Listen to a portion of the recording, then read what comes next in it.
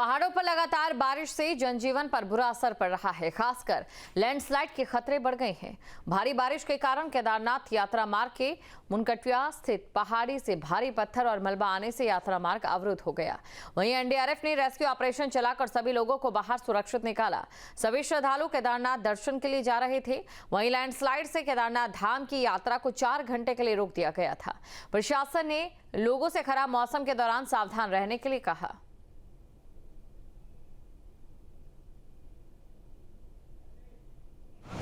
और बीच में बहुत लैंडस्लाइड हुई, बहुत मौसम ख़राब हो गया था, तो हम बहुत बुरी तरह फंस रहे थे। तो वहाँ के 15 एनडीआरएफ जवानों ने हमें बहुत ज़्यादा हेल्प किया। अभी भी बहुत हेल्प कर रहे हैं, बहुत नीचे आ रहे हैं लोग।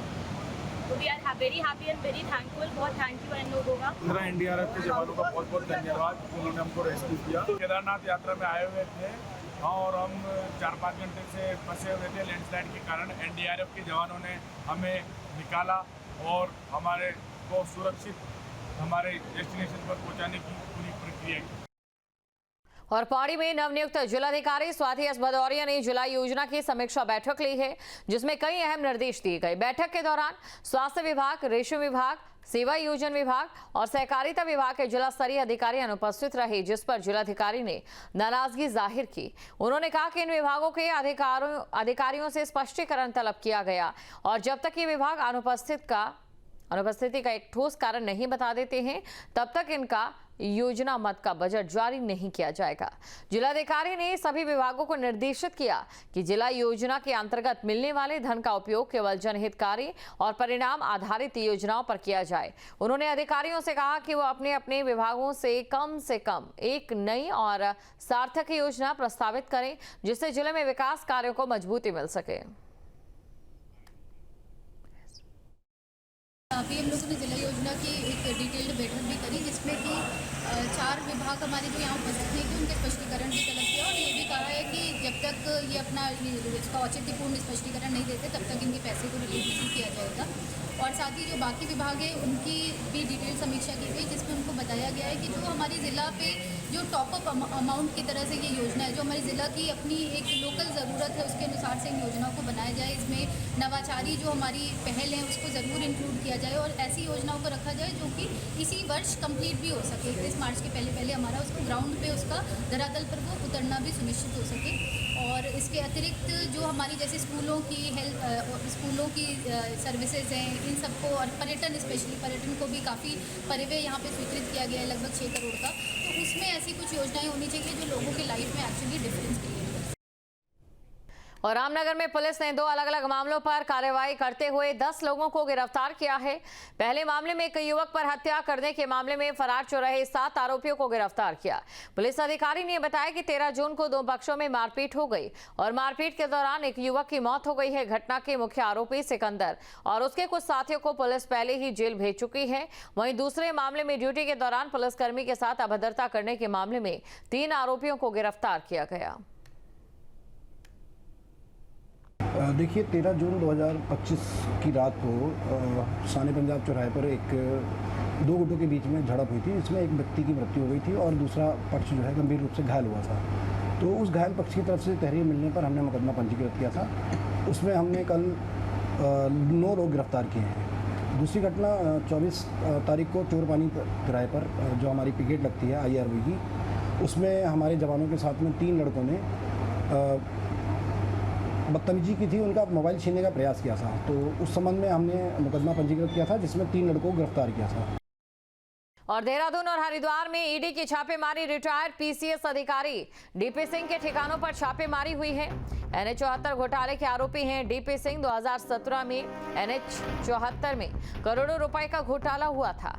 किसानों को मुआवजा देने वाले दस्तावेज ईडी ने खंगाले। बैंकिंग दस्तावेज को भी ईडी अधिकारियों ने खंगाला है। NH 74 घोटाले में रिटायर्ड PCS अफसर DP सिंह के देहरादून और हरिद्वार समेत कई आवास पर ईडी ने छापा मारा है। ईडी की टीमें निवास पर दस्तावेज खंगाल रही है। प्रवर्तन निदेशालय पिछले कई महीनों से इस मामले की गहराई से जांच कर रहा है। उत्तराखंड में लगातार भ्रष्टाचार पर कार्रवाई होती हुई नजर आ रही, क्योंकि आज सुबह से ही उत्तराखंड में हरिद्वार और देहरादून में कई जगहों पर ईडी की छापेमारी की गई है। और ये ईडी की छापेमारी पूर्व पीसीएस अधिकारी डीपी सिंह के ठिकानों पर की गई है, और जिसमें कहीं ना कहीं NH 74 के जो मामले हैं उनका आरोप कहीं ना कहीं डीपी सिंह पर है, जिसको लेकर ये पूरी कार्रवाई की गई है। और वहीं कुछ ज़मीनी की खरीद फरोख्त का भी मामला निकलकर सामने आ रहा है कि कुछ अवैध रूप से जो ज़मीनें हैं वो खरीदी गई हैं, उसको लेकर भी कार्रवाई की गई है। और ईडी की जो टीम है वो आज सुबह 8 बजे से ही कहीं ना कहीं डीपी सिंह के ठिकानों पर पहुंच चुकी थी और तमाम जो कागजात हैं वो खंगालने का काम कर रही थी।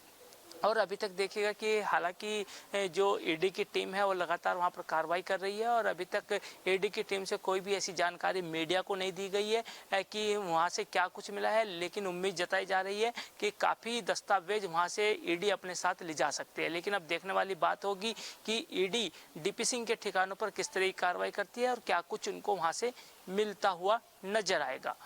News state Dhanraj Garg, Dehradun. और उत्तराखंड में 5 आईएएस अफसरों के विभागों में फेरबदल हुआ है। आईएएस विशाल मिश्रा निदेशक परियोजना नमामि गंगे, अपूर्वा पांडे को दिया गया है निदेशक स्वजल का चार्ज।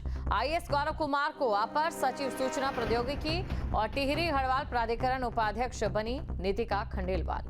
तो बड़ी खबर आपको बता रहे हैं उत्तराखंड में, जहां पर 5 आईएएस को लेकर ये जानकारी आपको दे रहे हैं, क्योंकि ये जो 5 आईएएस हैं इनके विभागों में फेरबदल हुआ है।